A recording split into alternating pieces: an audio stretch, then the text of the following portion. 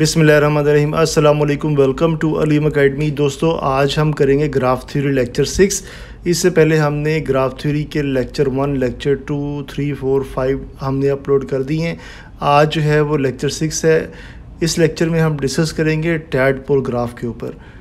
Okay, तो चलिए start करते हैं इसको। टैडपोल ग्राफ क्या होता है, याद रखें, जब भी आप एक साइकिल ग्राफ को आप किसी पाथ ग्राफ के साथ कनेक्ट करते हैं तो आपके पास जो ग्राफ जनरेट होता है उसे कहते हैं tadpole graph. Okay, a tadpole graph is also known as dragon graph. इसको ड्रैगन ग्राफ भी कहते हैं और इसको साइकिल पाथ ग्राफ भी कहते हैं, क्योंकि इसमें पहले आता है साइकिल ग्राफ और उसके बाद आता है पाथ ग्राफ। ओके, और ये सिंपल कनेक्टेड ग्राफ होता है, ये डिसकनेक्टेड नहीं, कनेक्टेड ग्राफ होता है।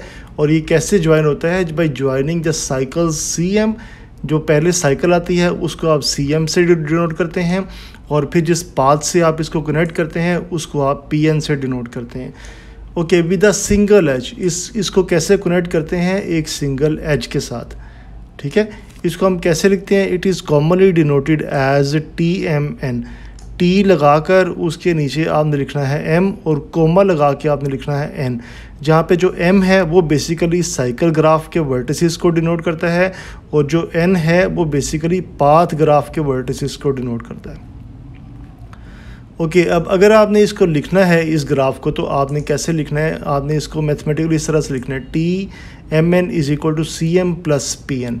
यानी इसमें हम cycle graph with M vertices और path graph with N vertices को प्लस करते हैं तो हमारे पास जो है वो टैडपोल ग्राफ आ जाता है। टैडपोल ग्राफ को आप TMN से डिनोट करते हैं। अच्छा, अब इसकी प्रॉपर्टीज़ देख लें कि इसमें क्या क्या जो है वो प्रॉपर्टीज़ होती हैं। पहले इसमें जो कंडीशंस है वो देख लें कि जो इसमें आपके पास जो साइकिल ग्राफ है ना, उसमें कम से कम 3 वर्टिसेस होने चाहिए। ठीक है, यानी कम से कम 3 वर्टिसेस से मुराद है कि वो साइकिल ग्राफ आपका जो है वो इस तरह का होना चाहिए। एक वर्टेक्स यहाँ पे हो, एक वर्टेक्स इस तरह से हो, एक वर्टेक्स इस तरह से हो और ये आपस में ऐसे कनेक्टेड हो। ठीक है, कम से कम इसमें 3 वर्टिसेस होने चाहिए। ये आपके पास जो है ना, ये साइकिल ग्राफ विद 3 वर्टिसेस है, इसे कहते हैं C3। इससे बड़ा जो सा मर्जी साइकिल ग्राफ आप ले लें, ठीक है, वो सारे एक्सेप्टेबल है, लेकिन जो साइकिल ग्राफ आपने लेना है उसमें एटलीस्ट आपके पास 3 वर्टिसेस होने चाहिए। अच्छा, उसके बाद बात करते हैं कि N is greater than 1। In N इसमें क्या है, number of vertices in path graph. जो पाथ ग्राफ आप लेते हैं वो बेसिकली उसमें जो वर्टिसेस हैं वो एक से ज़्यादा होने चाहिए। उसके बाद बात करते हैं properties of the tadpole graph. Properties क्या है इसकी, ये भी देखते हैं हम कि टैडपोल ग्राफ की प्रॉपर्टीज़ क्या हैं। अच्छा, सबसे पहले इसकी प्रॉपर्टी क्या है हमारे पास कि इसमें जो नंबर ऑफ़ वर्टिसेस है ना वो M प्लस N होते हैं। यानी जो इसमें नंबर ऑफ़ वर्टिसेस आप कैसे फाइंड करते हैं, आप जो इसमें M है यानी कि जो साइकिल ग्राफ के M वर्टिसेस को आप पाथ ग्राफ के N वर्टिसेस से ऐड कर देते हैं तो आपके पास टोटल नंबर ऑफ़ वर्टिसेस आ जाते हैं टैडपोल ग्राफ के। इसके एजेस कैसे आते हैं, एजेस आएंगे वो भी M प्लस N के साथ, यानी आप दोनों वर्टिसेस को ऐड कर दें तो आपके पास टैडपोल ग्राफ के एजेस आ जाएंगे।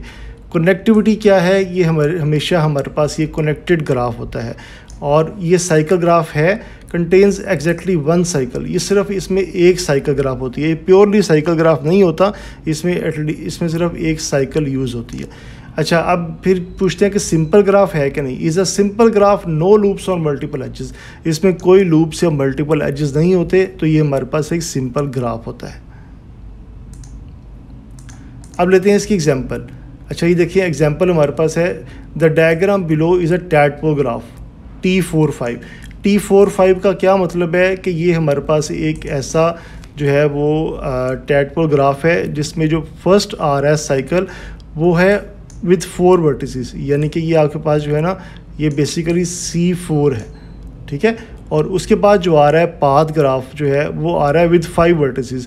ये देखें यहाँ से शुरू हो रहा है और यहाँ तक, ये है path graph with 5 vertices. Okay, ये P5 है, 1 2 3 4 एंड 5, इसमें 5 वर्टिसेस हैं, P5 है। अच्छा, अब इन दोनों को कैसे कनेक्ट किया है हमने, ये देखें, जो इन दोनों को हमने कनेक्ट किया है ये इनके दरमियान आ रहा है ये वाला ज्वाइनिंग एज।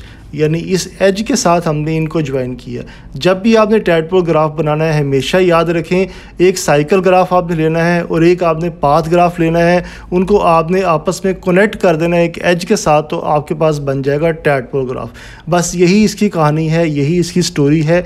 अगर आप कोई पीएचडी कर रहे हैं, आप एमफिल कर रहे हैं, तो आप इस सिर्फ एक टैडपोल ग्राफ को लेकर आप इस पर 2-3 थ्योरम्स बनाकर, आप इसकी प्रॉपर्टीज़ को कैलकुलेट करके, इसकी 1-2 एग्जांपल्स बनाकर, तो आप इस पर एक पूरे का पूरा रिसर्च पेपर पब्लिश कर सकते हैं।